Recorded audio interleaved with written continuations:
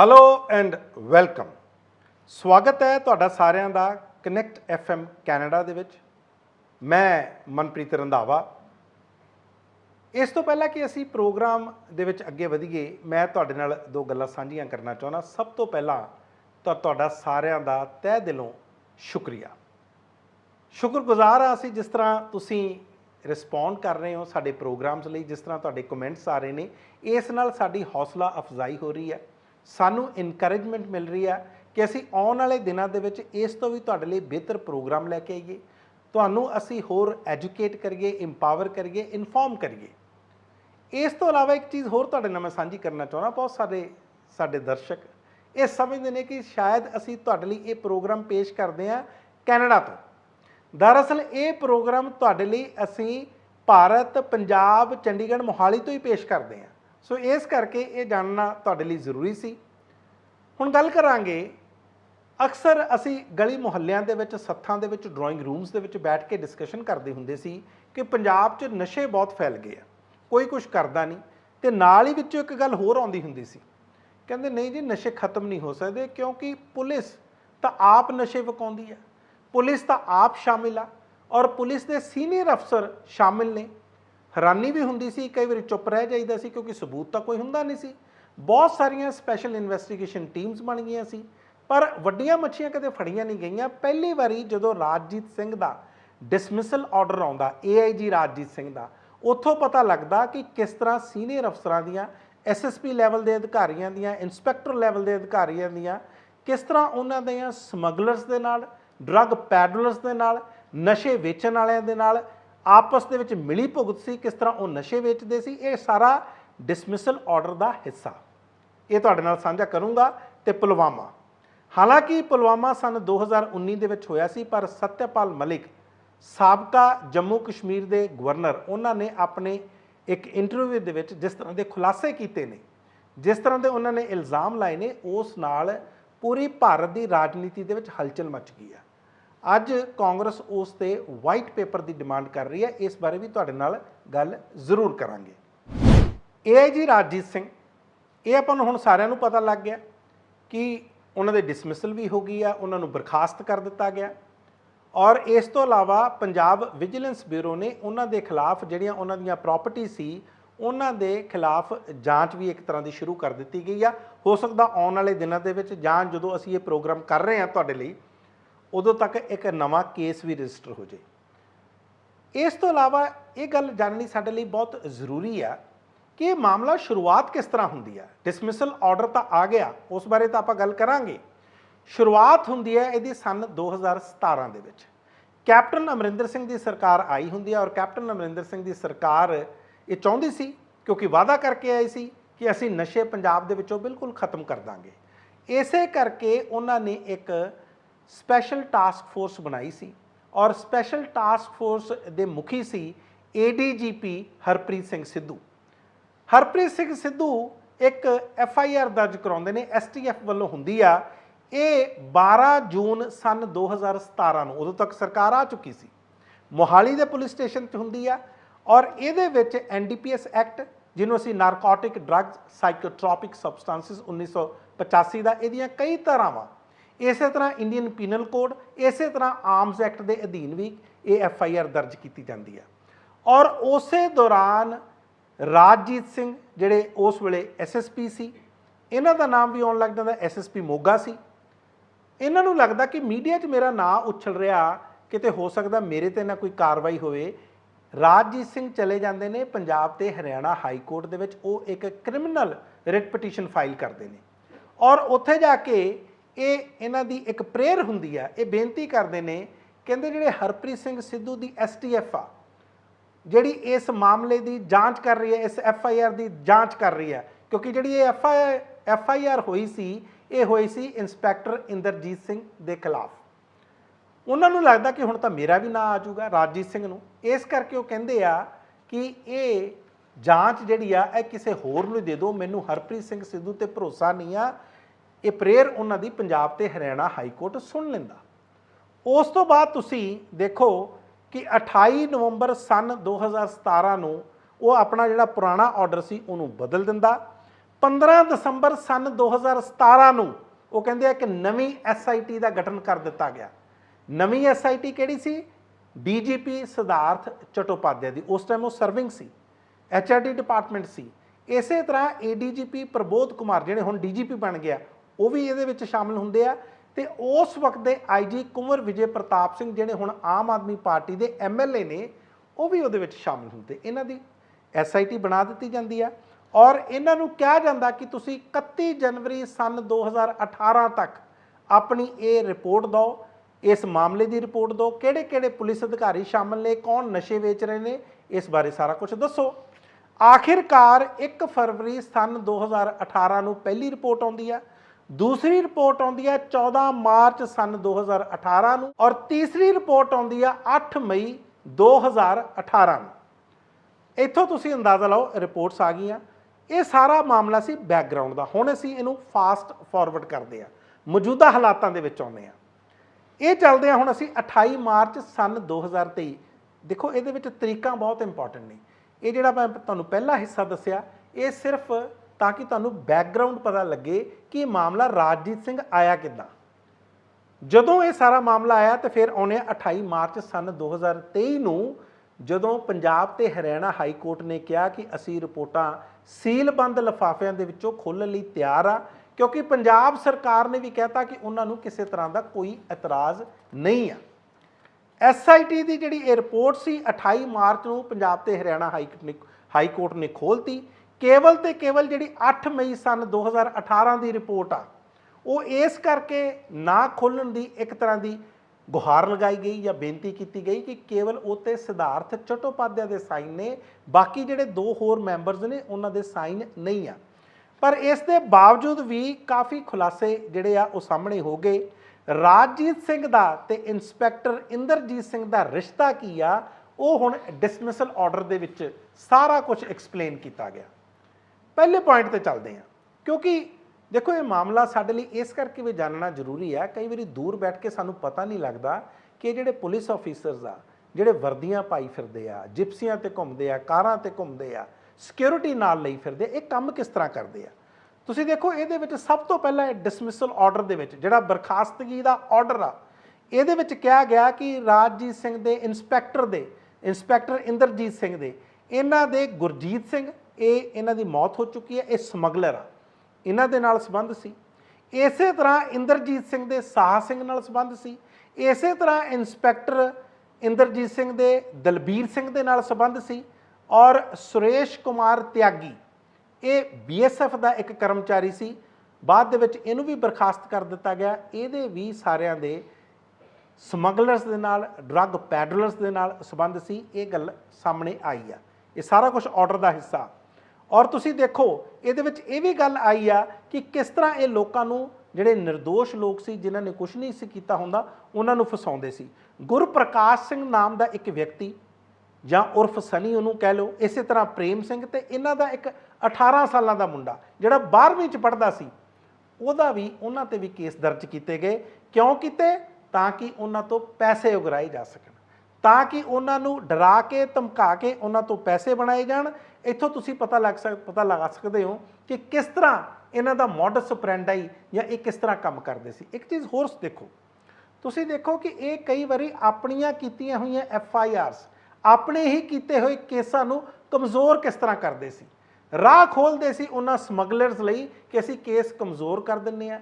ਰਿਪੋਰਟਾਂ ਜਿਹੜੀਆਂ forensic laboratories ਦੇ ਵਿੱਚ ਜਾਂਦੇ ਆ ਉਹ ਸੈਂਪਲ ਫੇਲ ਕਰਾ ਦਿੰਦੇ ਆ। ਇੱਥੋਂ ਤੱਕ ਵੀ ਇਹ ਕੰਮ ਕਰਦੇ ਸੀ। ਇਹ ਸਾਰਾ ਕੁਝ ਉਦੋਂ ਹੁੰਦਾ ਜਦੋਂ ਇੰਸਪੈਕਟਰ ਇੰਦਰਜੀਤ ਸਿੰਘ ਤਰਨਤਾਰਨ ਜ਼ਿਲ੍ਹੇ ਦੇ ਵਿੱਚ ਬਤੌਰ CIA ਇੰਸਪੈਕਟਰ ਹੁੰਦਾ। ਇੱਕ ਚੀਜ਼ ਤੁਸੀਂ ਹੋਰ ਦੇਖੋ ਕਿ ਇਹ ਸਾਰਾ ਕੁਝ ਰਲ ਮਿਲ ਕੇ ਹੋ ਰਿਹਾ ਸੀ। ਇੱਥੋਂ ਪਤਾ ਲੱਗਦਾ ਕਿ ਜਿਹੜਾ ਡਰੱਗਸ ਦੇ ਮਾਮਲੇ ਨੇ ਉਸ ਉੱਤੇ ਰਾਜਜੀਤ ਸਿੰਘ ਇਸ ਸਾਰੇ ਮਾਮਲੇ ਤੇ ਚੁੱਪ ਸੀ। ਹਾਲਾਂਕਿ ਤਰਨਤਾਰਨ ਦਾ ਉਸ ਵਕਤ, ਮੈਂ सन 2013 ਦੀ ਗੱਲ ਕਰ ਰਿਹਾ, ਰਾਜਜੀਤ ਸਿੰਘ ਉਸ ਵੇਲੇ ਤਰਨਤਾਰਨ ਜ਼ਿਲ੍ਹੇ ਦਾ SSP ਸੀ। ਉੱਥੇ SSP ਲੱਗਦਾ। 14 ਅਪ੍ਰੈਲ सन 2013 ਨੂੰ ਰਾਜਜੀਤ ਸਿੰਘ ਦੀ ਉੱਥੇ ਪੋਸਟਿੰਗ ਹੁੰਦੀ ਆ ਤਰਨਤਾਰਨ ਜ਼ਿਲ੍ਹੇ ਦੇ ਵਿੱਚ ਬਤੌਰ SSP, ਔਰ 1 ਮਹੀਨਾ ਨਹੀਂ ਪੈਣ ਦਿੰਦਾ। 10 ਮਈ सन 2013 ਨੂੰ ਨਾਲ ਦੀ ਨਾਲ ਚਿੱਠੀ ਲਿਖ ਦਿੰਦਾ ਕਹਿੰਦੇ ਜੀ ADGP ਐਡਮਿਨਿਸਟ੍ਰੇਸ਼ਨ ਨੂੰ ਕਿਹਾ ਕੀ ਜਾਂਦਾ, ਕਹਿੰਦੇ ਜੀ ਮੈਨੂੰ ਇੰਸਪੈਕਟਰ ਇੰਦਰਜੀਤ ਸਿੰਘ ਦੀ ਬਹੁਤ ਲੋੜ ਆ, ਉਹਨਾਂ ਤੋਂ ਵਧੀਆ ਕਾਬਲ ਅਫਸਰ ਨਹੀਂ। ਜੇ ਉਹ ਤਰਨਤਾਰਨ ਦੇ ਵਿੱਚ ਆਉਣਗੇ, ਯਾਨੀ ਕਿ ਜਦੋਂ ਉਹਨਾਂ ਨੂੰ ਤੁਸੀਂ ਪੋਸਟਿੰਗ ਕਰੋਗੇ, ਇਹਦੇ ਨਾਲ ਸਾਨੂੰ ਕ੍ਰਾਈਮ ਨੂੰ ਨਜਿੱਠਣ ਦੇ ਵਿੱਚ ਬੜੀ ਮਦਦ ਮਿਲੇਗੀ। ਇਹ ਗੱਲ ਉਹਨਾਂ ਨੇ ਕਹੀ। ਹਾਲਾਂਕਿ ਰਾਜਜੀਤ ਸਿੰਘ ਨੂੰ ਇਹ ਗੱਲ ਜਦੋਂ SIT ਨੇ ਬੁਲਾਇਆ ਸੀ, ਪੇਸ਼ ਹੋਣ ਲਈ ਕਿਹਾ ਸੀ, ਰਾਜਜੀਤ ਸਿੰਘ ਨੇ ਮਨਾ ਕਰਤਾ, ਕਹਿੰਦਾ ਮੈਂ ਤਾਂ ਇਸ ਤਰ੍ਹਾਂ ਦੀ ਕੋਈ ਚਿੱਠੀ ਲਿਖੀ ਨਹੀਂ। ਲੇਕਿਨ ਇੱਕ ASI ਨੇ, ਸਾਹਿਬ ਸਿੰਘ, ਜਿਨ੍ਹਾਂ ਨੇ ਇਹ ਚਿੱਠੀ ਕੱਢੀ ਸੀ, ਉਹਨਾਂ ਨੇ ਦੱਸਿਆ ਕਿ ਰਾਜਜੀਤ ਸਿੰਘ ਝੂਠ ਬੋਲ ਰਿਹਾ, ਇਹ ਚਿੱਠੀ ਕੱਢੀ ਗਈ ਸੀ। ਹੁਣ ਤੁਸੀਂ ਦੇਖੋ, ਇੰਸਪੈਕਟਰ ਇੰਦਰਜੀਤ ਸਿੰਘ ਜਿਹੜਾ ਉਸ ਵਕਤ ਜਲੰਧਰ ਰੂਰਲ ਦੇ ਵਿੱਚ ਸੀ, ਜਲੰਧਰ ਰੂਰਲ ਦੇ ਪੋਸਟਡ ਸੀ, ਉੱਥੇ ਜਲੰਧਰ ਪੋਸਟਡ ਸੀ। 5 ਮਈ ਸਨ 2013 ਨੂੰ ਵਾਪਸ ਲੈ ਕੇ ਆਂਦਾ ਜਾਂਦਾ, ਯਾਨੀ ਕਿ ਉਹਨਾਂ ਨੂੰ ਤਰਨਤਾਰਨ ਲਿਆ ਜਾਂਦਾ। 6 ਤਰੀਕ ਨੂੰ ਅਗਲੇ ਹੀ ਦਿਨ, ਯਾਨੀ ਕਿ ਇੱਕ ਦਿਨ ਬਾਅਦ CIA ਦਾ ਇੰਸਪੈਕਟਰ ਲਾ ਦਿੱਤਾ ਜਾਂਦਾ। ਇੱਥੇ ਤੁਹਾਨੂੰ ਮੈਂ ਇਹ ਵੀ ਦੱਸਦਾ ਕਿ ਹੈੱਡ ਕਾਂਸਟੇਬਲ ਸੀ ਉਹ ਜਿਹੇ, ਔਰ ਹੈੱਡ ਕਾਂਸਟੇਬਲ ਨੂੰ ਕਦੇ ਵੀ CIA ਦਾ ਇੰਸਪੈਕਟਰ ਹੀ, ਜਿਹੜੇ ਪੰਜਾਬ ਪੁਲਿਸ ਰੂਲਸ ਨੇ ਉਸ ਦੇ ਅਨੁਸਾਰ ਉਹਨੂੰ ਲੱਗਣਾ ਹੀ ਨਹੀਂ ਚਾਹੀਦਾ। ਔਰ ਤੁਹਾਨੂੰ ਮੈਂ ਇਹ ਵੀ ਦੱਸਦਾ, ਇਹ ਵੀ ਜਾਣ ਕੇ ਹੈਰਾਨੀ ਹੁੰਦੀ ਹੈ ਕਿ ਉਸ ਟਾਈਮ ਘੱਟੋ ਘੱਟ 19 ਇਸ ਤਰ੍ਹਾਂ ਦੇ ਇੰਸਪੈਕਟਰ ਸੀ ਜਿਹੜੇ ਰੈਗੂਲਰ ਸੀ, ਔਰ 41 ਸਬ ਇੰਸਪੈਕਟਰ ਸੀ ਜਿਹੜੇ ਇਹ ਸਾਰੇ ਰੈਗੂਲਰ ਸੀ। ਟੋਟਲ 60 ਇੰਸਪੈਕਟਰ ਤੇ ਸਬ ਇੰਸਪੈਕਟਰ ਤਰਨਤਾਰਨ ਜ਼ਿਲ੍ਹੇ ਦੇ ਵਿੱਚ ਪੋਸਟਡ ਸੀ, ਔਰ ਸਾਰੇ ਦੇ ਸਾਰੇ ਇੰਦਰਜੀਤ ਸਿੰਘ ਨਾਲੋਂ ਸੀਨੀਅਰ ਸੀ। ਇਸ ਦੇ ਬਾਵਜੂਦ ਵੀ ਇਹਨਾਂ ਨੂੰ ਲਾਇਆ ਨਹੀਂ ਗਿਆ, ਕਿਉਂਕਿ ਇੰਦਰਜੀਤ ਸਿੰਘ ਰਾਜਜੀਤ ਸਿੰਘ ਦਾ ਚਹੇਤਾ ਸੀ। ਰਾਜਜੀਤ ਸਿੰਘ ਨੇ ਉਸ ਤੋਂ ਬਾਅਦ ਇਹ ਵੀ ਸਿਫਾਰਿਸ਼ ਕੀਤੀ ਕਿ ਇਹਦੀ ਡਬਲ ਪ੍ਰਮੋਸ਼ਨ ਕਰ ਦਿਓ, ਇਹਨੂੰ ਹੈੱਡ ਕਾਂਸਟੇਬਲ ਤੋਂ ASI ਬਣਾ ਦਿਓ, ਤੇ ਨਾਲ ਹੀ ਕਹਿੰਦੇ ਇਹਨੂੰ ASI ਤੋਂ ਬਾਅਦ ਸਬ ਇੰਸਪੈਕਟਰ ਵੀ ਬਣਾ ਦਿਓ ਔਰ ਰੈਗੂਲਰ ਕਰ ਦਿਓ। ਹਜੇ ਤੱਕ ਮੈਂ ਤੁਹਾਨੂੰ ਇਹ ਵੀ ਦੱਸਦਾ ਕਿ ORP ਰੈਂਕ ਦੇ ਵਿੱਚ ਹੀ ਸੀ, ਕਿਸੇ ਨੇ ਪੱਕਾ ਨਹੀਂ ਕੀਤਾ। ਰਾਜਜੀਤ ਸਿੰਘ ਨੇ ਇੱਥੋਂ ਤੱਕ ਸਰਟੀਫਾਈ ਕਰਕੇ ਦਿੱਤਾ ਕਿ ਇਸ ਦੇ ਖਿਲਾਫ ਤਾਂ ਕਿਸੇ ਤਰ੍ਹਾਂ ਦਾ ਕੋਈ ਕੇਸ ਪੈਂਡਿੰਗ ਨਹੀਂ ਆ, ਕਿਉਂਕਿ ਜਿੰਨੀ ਦੇਰ ਤੱਕ ਤੁਹਾਡੇ ਖਿਲਾਫ ਕੋਈ ਕ੍ਰਿਮੀਨਲ ਕੇਸ ਪੈਂਡਿੰਗ ਹੁੰਦਾ, ਤੁਹਾਡੀ ਪ੍ਰਮੋਸ਼ਨ ਨਹੀਂ ਹੋ ਸਕਦੀ। ਮੈਂ ਇਸ ਕਰਕੇ ਤੁਹਾਨੂੰ ਦੱਸ ਰਿਹਾ, ਇਹ ਸਾਰੇ ਖੁਲਾਸੇ ਕਰ ਰਿਹਾ ਕਿ ਇਹ ਕੰਮ ਕਿਸ ਤਰ੍ਹਾਂ ਕਰਦੇ ਆ, ਚਿੱਠੀਆਂ ਕਿਸ ਤਰ੍ਹਾਂ ਲਿਖਦੇ ਆ, ਆਪਣੇ ਮਰਜ਼ੀ ਦੇ ਅਫਸਰ ਕਿੱਦਾਂ ਲਵਾਉਂਦੇ ਆ ਜਿਹੜੇ ਸਿਰਫ ਇਹਨਾਂ ਲਈ ਕੰਮ ਕਰਨ। DGP ਪੰਜਾਬ 9 ਜੁਲਾਈ ਸਨ 2014 ਨੂੰ ਫਿਰ ਚਿੱਠੀ ਲਿਖਦੇ ਆ।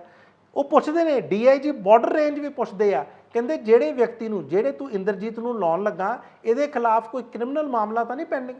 ਰਾਜਜੀਤ ਸਿੰਘ ਕਹਿ ਦਿੰਦੇ ਨੇ ਕੋਈ ਮਾਮਲਾ ਨਹੀਂ ਪੈਂਡਿੰਗ, ਯਾਨੀ ਕਿ ਇੱਥੇ ਵੀ ਇੱਕ ਤਰ੍ਹਾਂ ਦੇ ਨਾਲ ਝੂਠ ਬੋਲਦੇ ਨੇ। 6 ਅਗਸਤ ਸਨ 2014 ਨੂੰ ਅਚਾਨਕ ਬਦਲੀ ਹੋ ਜਾਂਦੀ ਹੈ। ਰਾਜਜੀਤ ਸਿੰਘ ਹੁਸ਼ਿਆਰਪੁਰ ਪਹੁੰਚਦੇ ਨੇ, ਪਰ ਹੁਸ਼ਿਆਰਪੁਰ ਜਾਣ ਤੋਂ ਪਹਿਲਾਂ 4 ਬੰਦੇ ਉੱਥੇ ਫਿਰ ਭੇਜ ਦਿੰਦੇ ਨੇ, ਔਰ 4 ਵਿੱਚੋਂ ਇੱਕ ਹੋਰ ਕੌਣ ਹੁੰਦਾ? ਇੰਦਰਜੀਤ ਸਿੰਘ। ਇਹ ਮੈਂ ਇਸ ਕਰਕੇ ਦੱਸ ਰਿਹਾ, ਤੁਹਾਨੂੰ ਪਤਾ ਲੱਗੂਗਾ ਕਿ ਇਹ ਸਬੰਧ ਕਿੰਨੇ ਗੂੜੇ ਸੀ। ਜਿੱਥੇ ਵੀ ਜਾਓ, ਜਿੱਥੇ ਵੀ ਤੁਹਾਡੀ ਬਦਲੀ ਹੋਵੇ, ਨਾਲ ਅਫਸਰ ਨੂੰ ਵੀ ਨਾਲ ਹੀ ਲੈ ਜਾਓ। ਉੱਥੇ ਫਿਰ ਇੰਦਰਜੀਤ ਨੂੰ ਲੈ ਜਾਂਦੇ ਨੇ, ਔਰ ਨਾਲ ਦੀ ਨਾਲ ਉੱਥੇ ਵੀ CIA ਦਾ ਇੰਸਪੈਕਟਰ ਲਵਾ ਦਿੰਦੇ ਨੇ।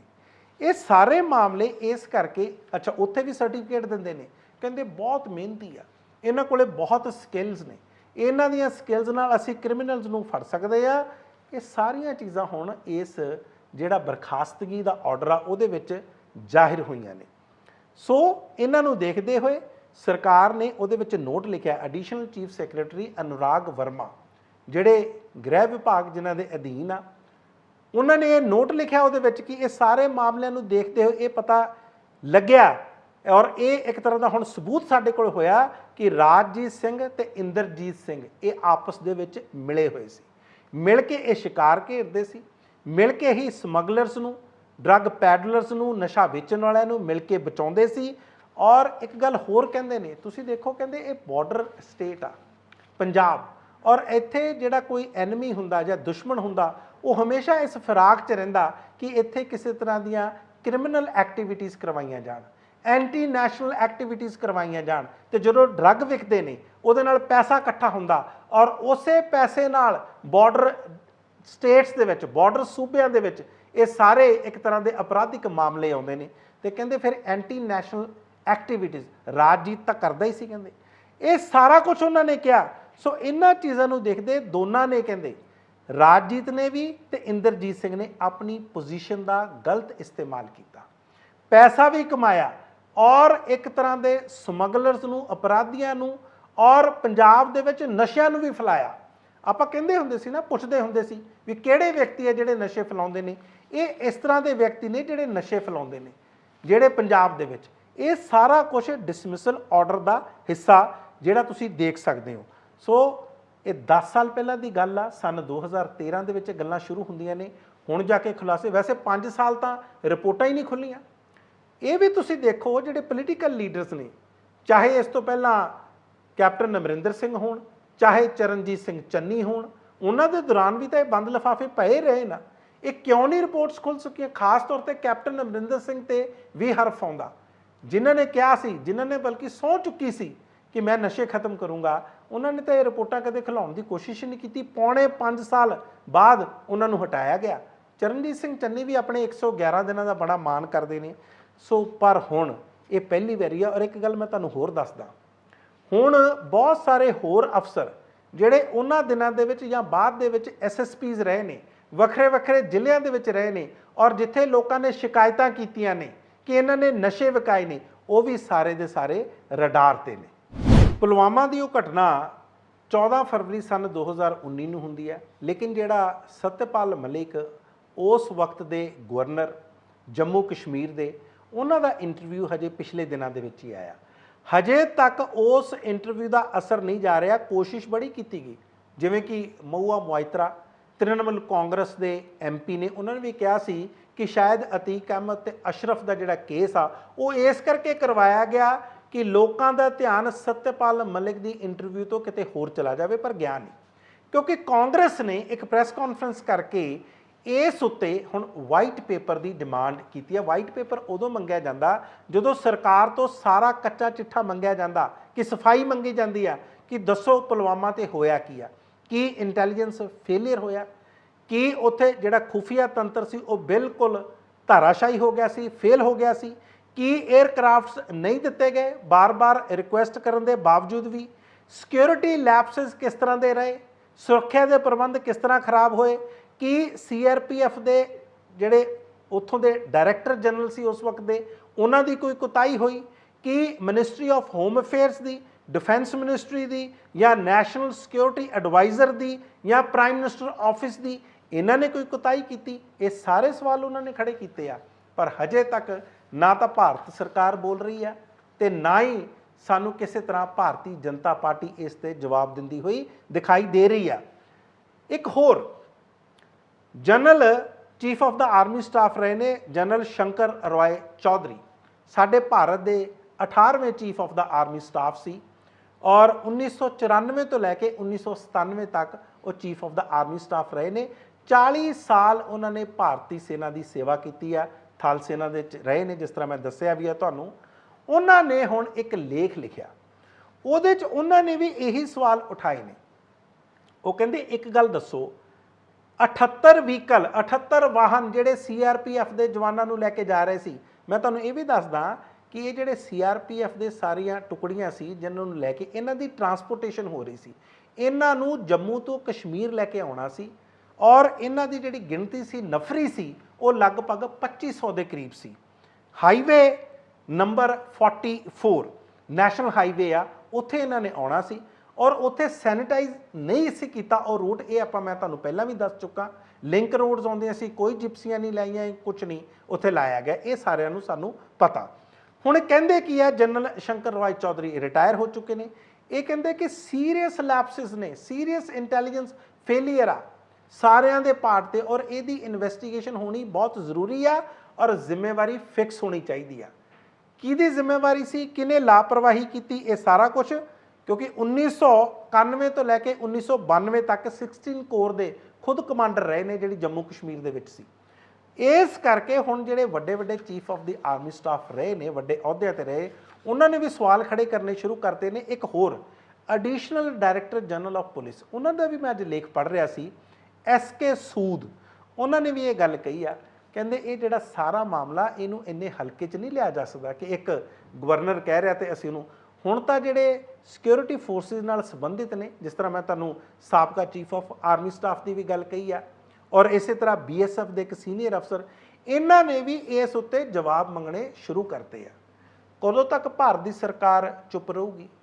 ਕਦੋਂ ਤੱਕ ਇਸ ਉੱਤੇ ਚੁੱਪੀ ਵੱਟੀ ਰੱਖਣਗੇ ਇਹ ਤਾਂ ਖੈਰ ਆਉਣ ਵਾਲਾ ਸਮਾਂ ਦੱਸੂਗਾ। ਪਰ ਮੈਨੂੰ ਲੱਗਦਾ ਲੋਕਾਂ ਨੂੰ, ਭਾਰਤ ਦੇ ਲੋਕਾਂ ਨੂੰ, ਆਖਿਰਕਾਰ ਭਾਰਤ ਦੀ ਸਰਕਾਰ ਨੂੰ ਵੀ ਤੇ ਭਾਰਤੀ ਜਨਤਾ ਪਾਰਟੀ ਨੂੰ ਜਵਾਬ ਦੇਣਾ ਪਊਗਾ। ਮੈਂ ਮਨਪ੍ਰੀਤ ਰੰਧਾਵਾ, ਤੁਸੀਂ ਦੇਖ ਰਹੇ ਸੀ ਕਨੈਕਟ ਸ਼ੀਸ਼ਾ।